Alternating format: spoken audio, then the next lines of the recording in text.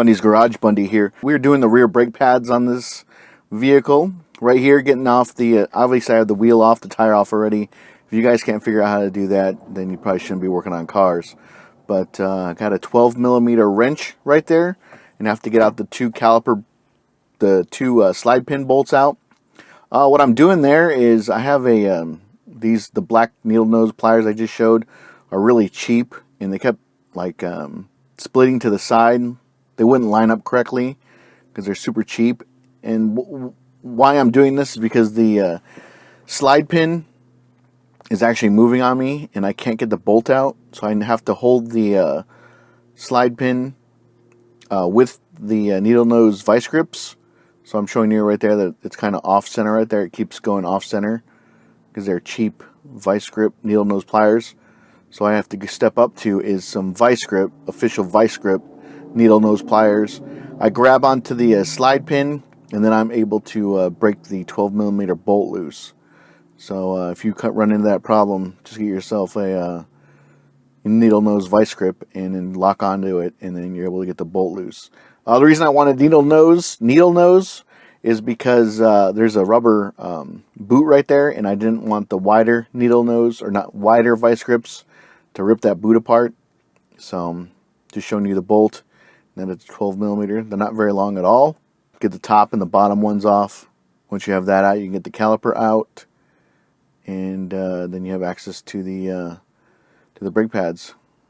Right there at the very top is the caliper, and then the piston inside the caliper, which you have to push back, which I'll show you here in a second. Just popping out the old brake pads. I use Bosch Quiet Casts, and I'll put a link in the description below. The reason I'm replacing these is that they were getting low, and the sensor, the metal sensor that touches the rotor, was hitting the rotor and making a screeching sound. So there was some brake material left, but not a whole lot. So they're the slide pins, 1 and 2. So you have to do is you have to clean off the old grease. There's old caliper grease. Hopefully they use the right grease and not the wrong grease. You can't use axle grease on these. You need to use a special formulated brake pin grease, brake silicone. And so I get some brake cleaner right there, spray it onto a paper towel and get all the old grease off. One of the pins has a rubber, like a rubber holder, a rubber nipple, I want to call it. No, more like a rubber sleeve on it. You can see it right there in my left hand. Those rubber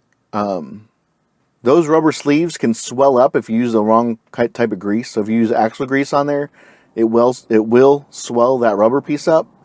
So what I always do, and I'll probably get some flack about this, some hate comments, I always cut those off. I don't care what kind of vehicle it is. I don't care if it's a Honda, a Toyota. I cut those things off, because the last thing you want to happen is you go to do a brake job and that rubber piece has swollen because the wrong grease was used, and then you're stuck fighting trying to get a caliper slide pin out. It's a hassle. It is a hassle. So this is the kind of grease you need. We'll put a link in the description below. It's a Permatex full synthetic silicone grease. It's orange in appearance, but you basically just clean off the old grease off the slide pins with some brake cleaner. Get some of the new Permatex grease into place. Rub it over, coat it over the pin. You're going to do the upper one and the lower one, and then you're able to have the caliper slide in and out real nice like. Do not get that onto the rotor or onto the new brake pad surface. The friction material, do not get it on the friction material. Do not get it on the rotor.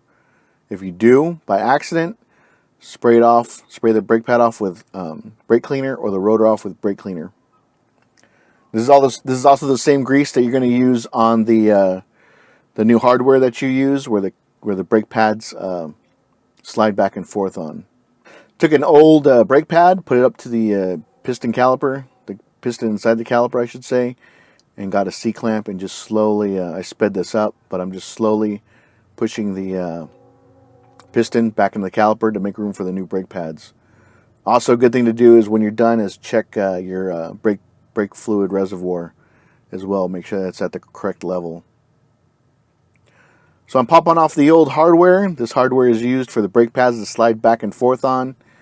The Bosch Quiet Cast kit that I got comes with new hardware, which I'm putting in right there. The only thing you need to make sure that you do when putting in new hardware is that make sure that it bottoms out. Make sure that it's seated correctly. Because if it's not and it's sticking up a little, then your brake pad will get stuck. It won't slide correctly. It'll get stuck in there. And then where the brake pad actually, there's little like ears on the brake pad. And those ears go into where the hardware is.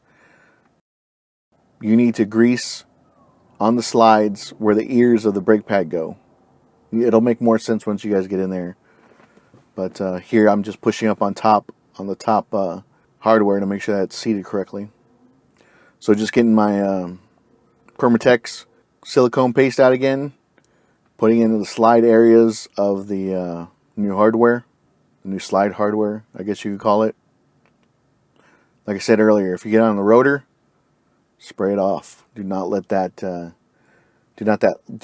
silicone paste stay on the rotor and contaminate the new brake pad material. Okay, so I'm bringing in the new brake pads. On this particular vehicle, the sensor goes on the inside towards the bottom, which you can see right there. And I'll bring in the front brake pad. Don't touch the brake pad material, friction material, with your greasy paws. Make sure your hands are semi-clean or your gloves are semi-clean. Getting the bolts back into place to mount the caliper back in. You might need to jiggle and move the caliper around a little bit to line up with the pin correctly. That's what I was doing right there. And start it by hand. Always start it by hand. And then doing the top one as well. And then I'll go in there with the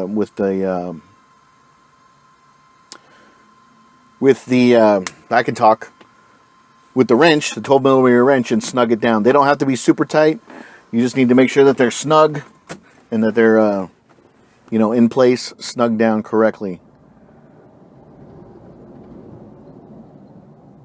And I think the torque spec is like 16 to maybe 22 foot-pounds. So I just snug them up. Just making sure everything's good to go. All the brake pads are in. Make sure you don't put the brake pads in backwards, because then you'll have metal and metal.